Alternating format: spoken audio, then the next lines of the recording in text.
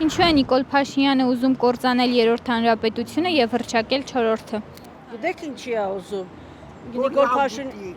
բացի ուտելուց ուզում է ինքը Հայաստանը սարքի 10,000 քառակուսի մետր, ինքն էլ վեշնի նստի, որպես պրեզիդենտ, որպես վարչապետ, ինքը սաղ վերացնում է, հիմնահատակ քարոքանն է արել։ Դրա համար է ուզում երրորդ հանրապետություն, մեր հանրապետության ինչ էր եղել։ Մինչև այն նստած նախագաների, 3 նախագաներից ով էր ուզել Մասի Սարահանի, Մաշտոցի Գորքի վրայից հանի, ով էր կարում էին ռիսկ ունեին դրանք անեն թուրքը մեզ այստեղ բաներ պահանջել։ Իսա կզած չոքած մեզ էլ հետը կսծրած ամեն ինչն էլ անում է, ենթարկում է դրանց։ Այդ դրա համար է ուզում է սա Հայաստանը ինքը հենց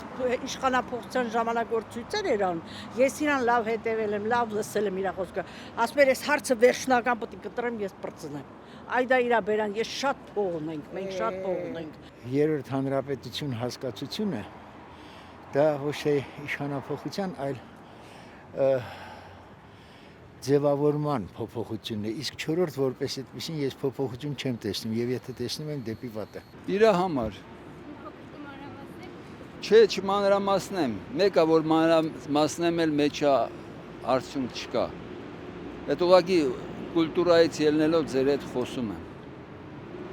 Թե չասում Նիկոլը միջև հիմա ամեն ինչ որ արել է իր համար արել, էլի։ Էդ էլ է ուզում անի։ Այն ինչ որ կապված մեր թշնամուն հավատարիմ ծառայող վարչապետի աթոռը զբաղեցնող մարդու հետ, չագերտավոր մարդու մասին ենք խոսում,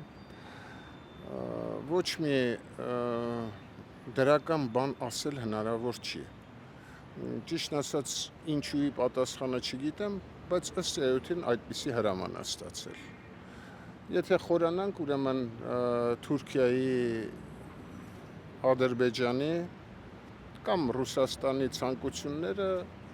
կարող ենք տեսնել այդ ամեն ինչի մեջ։ Դե ճիշտ է անում, որ հռչակում է, իրոք չորրորդ հանրապետությունն է, նոր միայն մենք անկախացել ենք։ Որ վերջ տնի մեր Հայաստանի Հանրապետությանը, ինչու, չորրորդ հանրապետություն, որ սկսի նոր, ինչպես ինքն էր ասում, զրոյական կետից, իրականացնի իր սքանչելի երազանքը։ Ճիշտն ասած, կարևորը այն է, թե երրորդ կլինի, թե չորրորդ կլինի, որպեսզի ժողովրդի համար լավ լինի եւ ընդհանուր առմամբ մեր երկիրը լավ վիճակում լինի։ Հիմա դա այդքան ինչ որ, կոմպլիմենտար քաղաքականությունը կա, կոնկրետ ես գտնում եմ, կոնկրետ դա իմ սուբյեկտիվ կարծիքն է, որ մենք չենք կարող անկախ ամեն ինչից ինչ է լինի, որ Ռուսաստանից երես թեքենք։ Դա պարզապես ոնց որ միսը արյունից անջատես։ Ես հասկանում եմ ամեն ինչի քաղաքականության մեջ, որ խարթ է գնում, բայց ամեն դեպքում դա սխալ է, անկախ նրանից ինչ իրավիճակ կլինի, ինչ քաղաքական պլաններ կլինեն։ Ըստ ինձ ոչ թե Նիկոլ Փաշինյանը, այլ Նիկոլ Փաշօղլի։ Իր հայրն էլ ուրեմն Էլչիբեյնա, որը հատուկ ծրագրով ուրեմն Խալիլոր Ռենդրոշի, Քոր Լևոնի ուրեմն անմիջական մասնակցությամբ իրան բերեց իշխանության գլուխ եւ թրքաջոհուտ մասոնների ծրագիրը վերջնական նպատակետին հասցնելու համար։ Այսօր ինքը չարիք է իմ բնորանի համար եւ ես չեմ ուզում մի օր ավել իրան տեսնեմ այդ գահին, որովհետեւ ինքը իմ ազգաբնակիչներին կործանում է, այլ ոչ թե հնարավորություն է տալիս ապրելու։ Այն սուտի, ոնց որ ասա, ճակերտների մեջ հեղափոխությունը, որը եղավ, իբր ինքը մերժում էր Սերժին։ Առաջինը ինքը չմերժեց եւ ուրեմն օրինականացրեց ու հաստատեց Սերժիկ Նարիմանովի ապօրինի գործունեությունը եւ ես կարծում եմ, որ պետքա մեր ազգը